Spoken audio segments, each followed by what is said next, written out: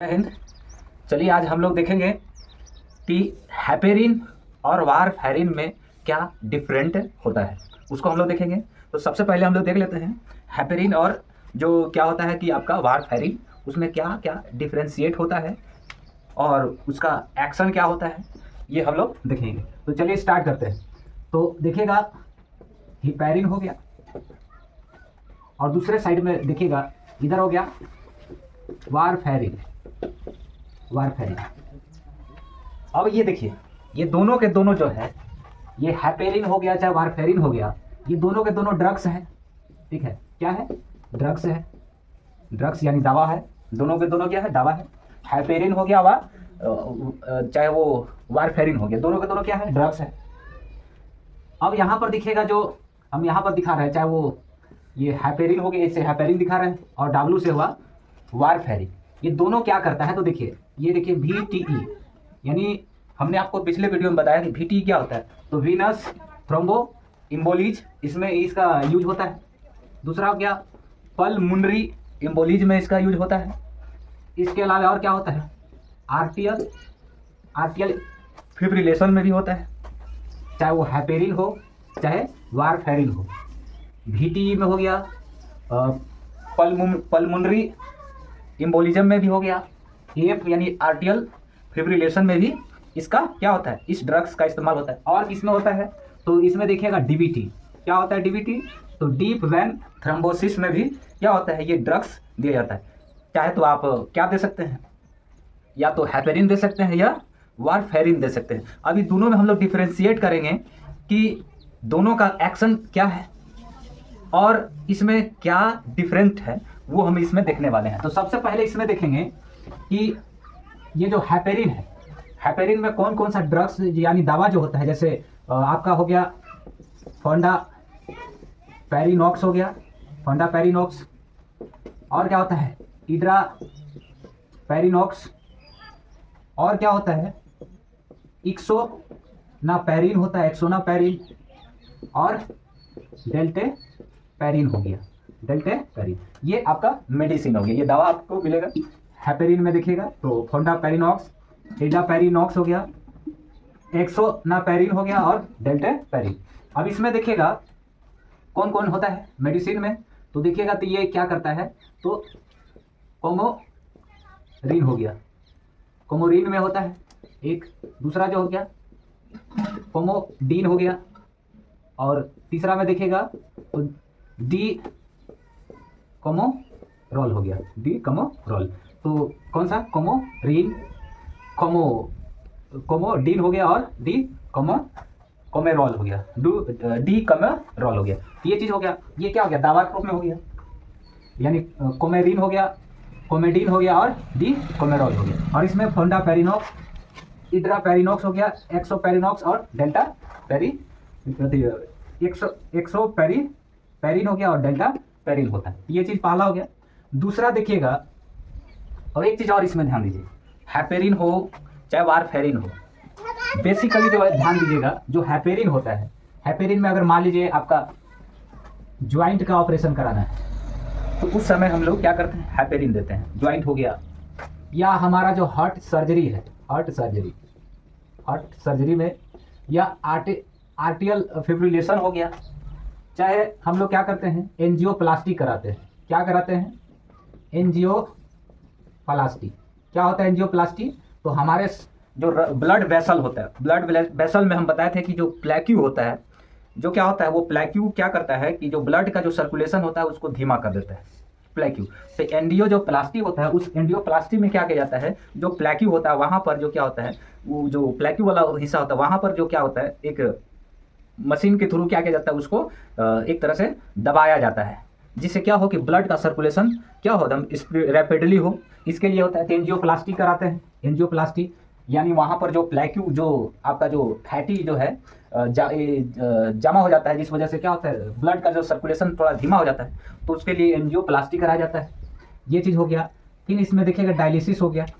Dialysis जो मान लीजिए जो मरीज जिसका मान लीजिए कि जो किडनी है, किडनी अगर सही से वर्क नहीं किया जाता है तो डायलिसिस में क्या होता है? डायलिसिस मशीन होता है, जिसमें क्या किया जाता है कि जो अशुद्ध रक्त होता है उसको शुद्ध किया जाता है, डायलिसिस। तो उसमें यही क्या दिया जाता है, दवा जो है हेपेरिन वगैरह दिया जाता है, हेपेरिन हो या वारफेरिन हो, जो क्या करता है ब्लड को थिनर करता है, क्लॉटिंग नहीं होने देता है। ये चीज़ हो गया। तो आप यहाँ पर देखिएगा तो ज्वाइंट के लिए हो गया, हार्ट सर्जरी हो गया, चाहे आर्टियल फाइब्रिलेशन हो गया, चाहे एंजियोप्लास्टिक और डायलिसिस हो गया, इस सब में क्या होता है हेपेरिन का क्या होता है यूज होता है, इलाज में किया जाता है। इसके अलावा और जो कॉमन चीज़ हो गया विनस थ्रोम्बो एम्बोलिज्म हो गया, पल्मोनरी एम्बोलिज्म हो गया, आर्टियल फिब्रिलेशन हो गया, और कौन सा डीबीटी डीप वैन थ्रोम्बोसिस हो गया। इस सब में ये क्या होता है, ये दोनों का कॉमन इलाज हो गया। और इसमें बेसिकली जो है ज्वाइंट का फ्रैक्चर हो गया, चाहे ऑपरेशन हो गया, चाहे हार्ट सर्जरी हो गया, आर्टियल फिब्रिलेशन हो गया, या एंजियोप्लास्टी या डायलिसिस हो गया, तो इसमें हेपेरिन दिया जाता है। तो अब यहाँ पर समझते हैं, दूसरा में हम लोग देखेंगे, एक होता है वीवो और एक होता है विट्रो। विट्रो अब यहाँ पर देखिए वीवो और विट्रो। जो वीवो होता है यानी इसमें क्या होता है जीवित शरीर, जीवित शरीर में शोध। वीवो का मतलब क्या हो गया, जीवित शरीर में शोध हो गया। और विट्रो का मतलब हो गया कृत्रिम शोध, कृत्रिम शोध हो गया। शोध यानी एक्सपेरिमेंट, जिसको हम लोग बोलते हैं कृत्रिम शोध हो गया। तो वीवो हो गया और विट्रो। अब इसमें देखिएगा जो हेपेरिन जो है, हेपेरिन जो है ये क्या करता है, तो ध्यान से समझिए। हेपेरिन ये जो क्या होता है इंडोजेनियस भी होता है और एक्सोजेनियस भी होता है। इंडोजेनियस और एक्सोजेनियस यानी ये क्या हो गया कि शरीर के अंदर में भी हो गया और बाहर जो लैब है या प्रयोगशाला है वहां पर भी हो। ये दोनों टाइप का होता है। कौन, हेपेरिन में। इन विवो हो गया और विट्रो भी हो गया। इसमें देखिएगा ये 2 नंबर में यहाँ दिया जाएगा, 1 नंबर में तो ये आपका क्या हो गया दवा हो गया, ये दवा हो गया। 2 नंबर में देखिएगा तो इसमें क्या होता है, इसमें बेसिक अंतर क्या है, तो ये क्या होता है, ये सिर्फ जो होता है एक्सोजेनियस, एक्सोजेनियस ओनली, एक्सोजेनियस यानी कृत्रिम शोध में होता है बेसिकली। ये जो कौन सा वारफेरिन का। तो अब इसमें देखिएगा तीसरा जो है, देखिएगा यहाँ 3 नंबर में देखिएगा तो जो ओरिजिन जो होता है, ओरिजिन यानी उत्पत्ति, यानी जो हेपेरिन का उत्पत्ति और वारफेरिन का उत्पत्ति कहाँ से होता है। तो यहाँ पर ओरिजिन में देखिएगा तो आपका जो है हेपेरिन का ओरिजिन कहाँ होता है, तो बेसोफिल्स में होता है। कहाँ पर होता है, बेसोफिल्स में होता है। और दूसरा होता है mast cell, mast cells, mast cell. और ये मास्ट सेल कहाँ से बनता है, ये बोन मैरो, बोन मैरो।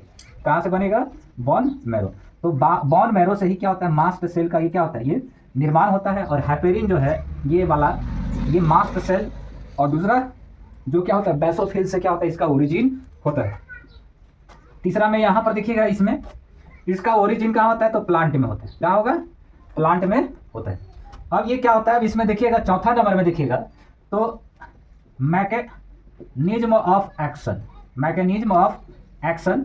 इसमें चौथा नंबर में देखिएगा जो इसका जो मैकेनिक है, ये एक्शन जो करेगा, क्या करेगा, कुछ तो करता होगा, यानी ये ब्लड को क्या करता है। चौथा में क्या है, तो देखिए मैकेनिज्म ऑफ एक्शन है। मैकेनिज्म ऑफ एक्शन का मतलब हो गया कि आखिर जो है हेपेरिन है चाहे वो वारफेरिन है, ये क्या एक्शन करता है, आखिर करता क्या है, तो उसको हम लोग बोलते हैं मैकेनिज्म ऑफ एक्शन। करता क्या है, तो देखिए इसमें जो चौथा में जो है आप यहाँ पर देखिएगा तो ये क्या करता है, तो देख लीजिए ये जो है हमारा मैकेनिज्म ऑफ एक्शन में देखिएगा तो ये क्या करता है, एंटी जो है थ्रोम्बिन, एंटी थ्रोम्बिन जो है थर्ड, एंटी थ्रोम्बिन थर्ड जो है यहाँ पर क्या होता है 2, 7, 9, 10, 11 और 12, ये जो फैक्टर जो क्लॉटिंग फैक्टर होता है इस सब को क्या करता है, हेपेरिन जो क्या करता है इसको निष्क्रिय कर देता है।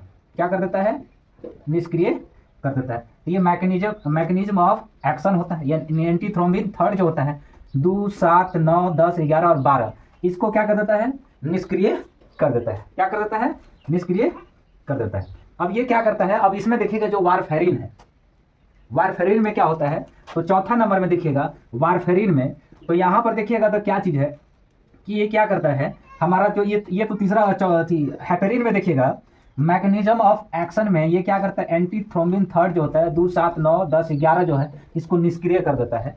और जो इसमें जो होता है वारफेरिन में इसमें ये क्या करता है, तो यहाँ पर देखिएगा ये चौथा में वारफेरिन में देखिएगा, तो इसमें तो देखें कि ये एंटी थ्रोम्बिन में जो 2, 7, 9, 10, 11, 12 जो है इसको क्या कर देता है, निष्क्रिय कर देता है। और इसमें क्या होता है, तो यहाँ ध्यान समझिए इसमें क्या होगा, तो इसमें जो है आपका जो है कंपीट्स विथ विटामिन के, तो ये क्या करता है, विटामिन के साथ क्या करता है, प्रतिस्पर्धा करता है। किसके साथ प्रतिस्पर्धा करता है, विटामिन के। और विटामिन के बारे में हम लोग जानते हैं कि ये जो क्या होता है, वसा के साथ क्या होता है, ये घुलनशील होता है। विटामिन के जो है रक्त को थका जमाने में क्या करता है, महत्वपूर्ण भूमिका निभाता है। और मान लीजिए विटामिन के की कमी हो गया तो बीमारी भी हो सकता है, यानी रक्त का जो क्या हो गया कि आपका जो है क्लॉटिंग फैक्टर जो है विटामिन के भी है, तो उसका कमी हो जाएगा तो ब्लड क्या होगा कि ब्लड का क्लॉटिंग नहीं है, ब्लड ब्लीडिंग होने लगेगा, खून ज़्यादा बहने लगेगा और कई प्रकार की बीमारी भी हो सकता है, जैसे थ्रोम्बोसाइटोपेनिया वगैरह भी हो सकता है। तो ये चीज़ होता है, तो ये क्या करता है, कम्पीट विथ विटामिन के। अब इसमें क्या होता है, फैक्टर होता है। फैक्टर इसमें कौन सा आता है, तो फैक्टर 2, फैक्टर 7, फैक्टर 9 और फैक्टर 10। ये क्या करते हैं, प्रो कोगुलेशन करते हैं, कोगुलेशन, यानी ये जो है 2, 7, 9 और 10 जो है ये रक्त को थका जमाने में क्या होता है, महत्वपूर्ण भूमिका निभाता है। और ये क्या करता है कि जो वारफेरिन है किसके साथ अति करता है, कंपीट करता है, तो विटामिन के साथ कंपीट करता है। और फैक्टर जो होता है 2, 7, 9 और 10 ये जो क्या होता है, प्रो कोगुलेशन एजेंट होता है, जो क्या होता है, रक्त को थका जमाने वाला होता है। और दूसरा में देखिएगा, पहला पॉइंट हो गया, दूसरा पॉइंट हो गया कि इसमें दूसरा में क्या होता है कि जो प्रोटीन होता है, प्रोटीन सी हो गया, एस हो गया और जेड, CSZ।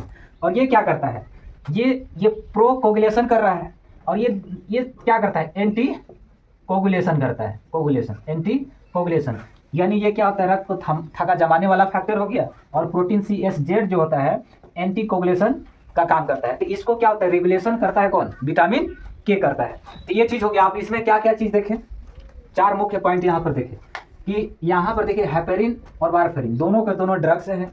कॉमन यूज कहाँ पर होता है, तो जो है Venus thrombo embolism, pulmonary embolism हो गया, आर्ट्रियल फिब्रिलेशन हो गया, और DVT यानी डीप वेन थ्रोम्बोसिस में होता है।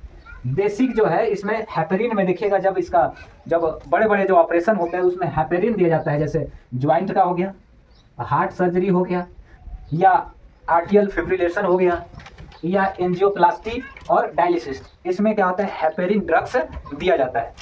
और अभी कौन कौन सा है देखिए, फोंडापेरिनॉक्स होता है, इब्रापेरिनॉक्स हो गया, एक्जोनापेरिन हो गया, डेल्टापेरिन हो गया। इसमें देखिएगा तो कोमोरिन हो गया, कोमेडिन हो गया, डीकोमेरोल हो गया, डीकोमेरोल। अब इसमें देखिएगा वीवो और विट्रो में देखिएगा ये दोनों होता है, इंडो और एक्सो दोनों होता है, और ये सिर्फ क्या होता है, एक्सोजेनियस होता है।